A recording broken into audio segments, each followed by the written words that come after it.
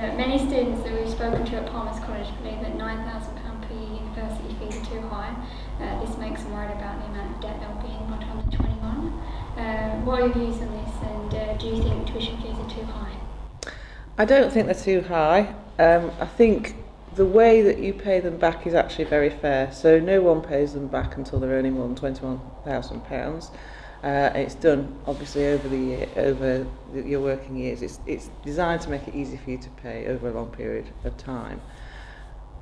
For an 18-year-old thinking about what to do, £9,000 sounds like a lot of money, and it is.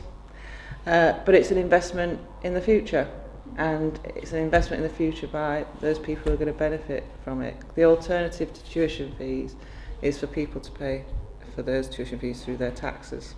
And as they're not the beneficiaries of it, I don't think that's fair. So what I would say is that for those people who are worried about debt, there are other ways of getting degrees, and there are other ways of moving on. You know, we've got apprenticeships now. You can actually do a lot of work-based qualifications. So really, it's a big decision. It's a serious decision, and you do need to think about the economics of it. But if that's what you want to do, you shouldn't let debt hold you back. Can you explain the advantages of academy schools? Academies are free from the local authority. So they have a direct relationship then with government. If they want to expand, if they need to get funds for new buildings, then they go straight to the government for it. They don't have to go through local authorities. And what that means is it takes away the local authority's voice in terms of managing school places and managing demand. So parents can choose which school they want to send their child. If a school becomes popular, they can expand their role.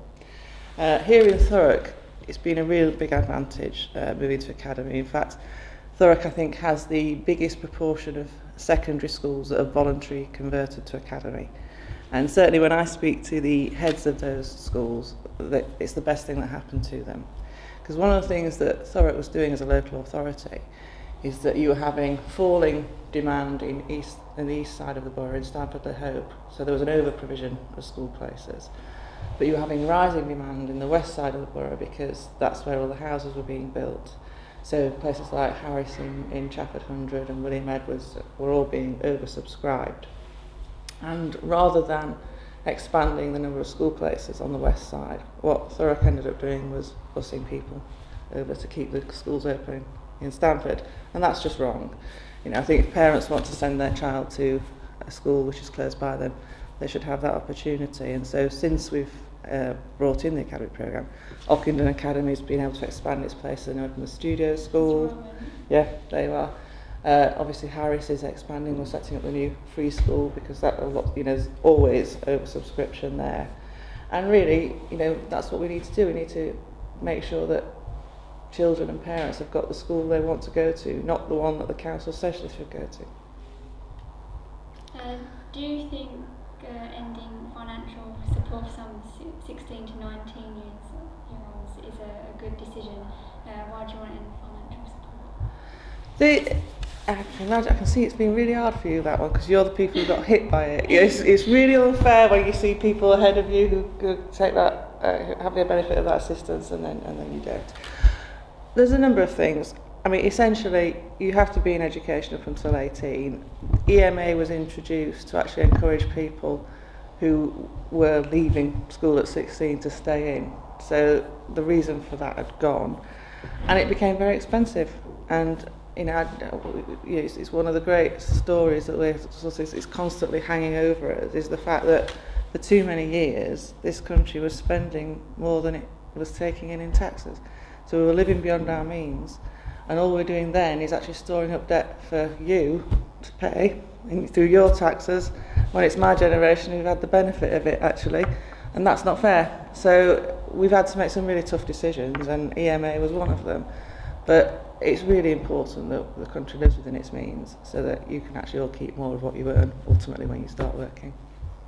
How do you feel about parties such as UKIP getting more popular in Thurrock? There's so many answers to that question. I think the politics in Thurrock has always been, there's always been a tendency to vote for right-wing populist parties. So, if we were having this conversation 5 years ago, we'd have been talking about the BNP. because at that stage the BNP was getting a quarter of the vote in local elections. But when it came to the general election, they were nowhere. And I think there's lots of talk about how well UKIP are going to do, but I think when it comes to a general election, people will have their mind focused about who they want in government. Do they want David Cameron leading the country, or do they want Ed Miliband? And they'll vote accordingly. Why UKIP's doing well is a number of reasons. I think generally the attitude towards politicians has never been as bad as it is now. Since we had the expense scandal 5 years ago, I think people just view their politicians with contempt.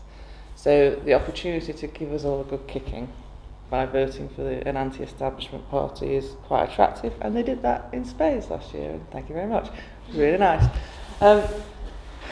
I also think it's partly because politics is less about ideas now, more about marketing. So it's, as we were discussing earlier about how the media is reporting politics, one of the things that I get told when I'm on the doorstep is, you're all the same. Now, if we were having this discussion 20 years ago, you would never have heard that, because the Labour Party had a very distinct socialist agenda, and the Conservative Party had a very distinct market economics agenda, and a pride in Britain as well, very, very much part of it.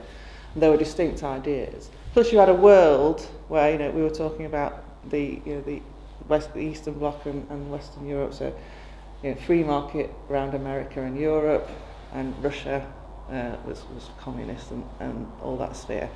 Whereas obviously now, the threats to the world are very different. We're talking about all the turmoil in the Middle East and so on, and the rise of radical Islam. So the politics has changed, and against that backdrop, I think the public like to just say you're all rubbish. But what I think it's really symptomatic of here in Thurrock is that this is traditionally a Labour area. And certainly when I won the election last time, I only won with a majority of 92. And the Labour Party thought all they needed to do was turn up and they'd win.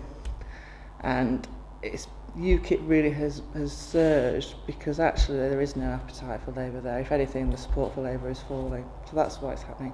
But it makes for an interesting election backdrop for you studying media, because everyone's going to be running down here. I'm just about to go and see the Financial Times after I've spoken to you. And yesterday I was speaking to the Daily Mail, so everyone's looking at Thurrock. Many young people find it hard, like myself, to find fair and equal opportunities, whether it be with apprenticeships, work experience, finding a job. Do you have any plans that will help young people find these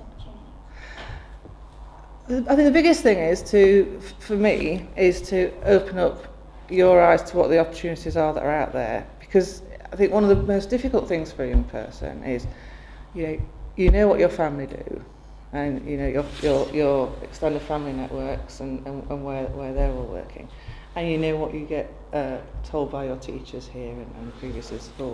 But there's a whole world out there, and so part of my job really is to open your eyes up to just how many opportunities there are really. And it can be hugely intimidating. I can remember what it was like when I was your age. It's quite a long time ago now, but it can be intimidating. But I mean, really, my message is, to be honest, you make your own luck, and tenacity pays off in the end. So you just have to keep going. And once you've decided what you want to do, keep going for it, because even if you don't get there, you'll get further along than if you don't try at all, and you've no idea where it might take you. Just going for it and just pursuing those opportunities. What do you think the issues are in Thurrock, and how would you improve them? There's lots of issues in Thurrock. I mean, it changes day to day in terms of what issues get raised with you. I mean, when I first started doing this job, one of the big issues at that time was Basildon Hospital. Much less so now, partly because of the stuff we've done to fix it. There's always a big issue with road transport here in Thurrock, because we depend so much on the roads to keep the economy going. But I think increasingly the biggest issues that we're facing is housing, and the need to build more of them and make them affordable. Because, I mean, to be honest, people like yourselves must think, when am I ever going to earn a house? But you will, because we will fix it. we've got to do a lot more house building, and that means actually making some quite tough decisions about where we're going to build. But that is going to be a big challenge because we are, especially now the economy is moving up so quickly, and Thurrock is obviously so geographically close to London, you can commute there within an hour, and it's probably the cheapest place in the country, which is an hour from London, to be honest. So people are going to wake up to that, and that's going to need a lot more people chasing after the few houses we've got, so we're going to have to sort that. Thurrock is said to be the unhappiest place in Britain, with an average life satisfaction rate being a 7.09. Why do you think that is, and do you have any plans that will make Thurrock happy? I don't think it's the most miserable place. I think the people in Thurrock are very good at telling you what makes them miserable, and I don't think there's anything wrong with that, to be honest. That's part and parcel of why I like representing it, because people don't hold back, they don't mince the words, and they say it how it is, which is pretty much how I am as well. But I did have an interesting conversation with the Prime Minister over lunch once about this very subject, and I said, well, the thing is, Prime Minister, you know, my people are grumpy. He said, well, you'll never have guessed. I said, well, that's why I'm a good person that's representing them. So yeah, we don't hold back, and there's nothing wrong with that. Do you have any experience outside politics? A lot of politicians don't. Yes, I do. When I left university, my first job was with South Yorkshire Police. So I did that for a year, and that was just after the Hillsborough disaster. So that was an interesting time to work in the police service. I then went into local government in the city, and then immediately before this, I was a regulator in the Financial Services Authority. So I was involved all the way through the financial crash. That concludes the interview. Thank you for your time. Thank you very much. I enjoyed that. Thank you. I wish they were all like that.